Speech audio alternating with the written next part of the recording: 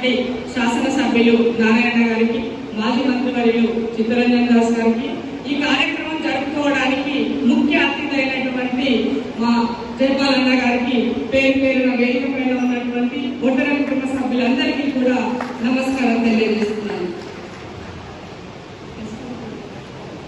ముఖ్యంగా ఇవాళ ఈ కార్యక్రమం జరుపుకోవడానికి కారణం ఎంపీసీ కార్పొరేషన్ కాంగ్రెస్ పార్టీ ఇచ్చింది. రాబోయే రోజుల్లో ఇంకిన్ని ఒడ్డరెస్ కుటుంబానికి ఇంకిన్ని పదవులు వస్తాయి. ఈ ఎన్నికల్లో మనం ఏ విధంగా కానీ మల్లుదరను గెలిపించాలి అన్నది నాకు తెలిసినటువంటి ఒక విషయం మీకు తెలియజేస్తాం. మల్లుదరన్న చాలా సీరియస్ గా జయపాలన్నకి టికెట్ ఇవ్వడం కోసం ప్రయత్నం చేశాం. కానీ కొన్ని ఈక్వేషన్ల ద్వారా అన్నకి టికెట్ రాకపోవడం ద్వారా ఇవాళ కార్పొరేషన్ అన్నది అందింది.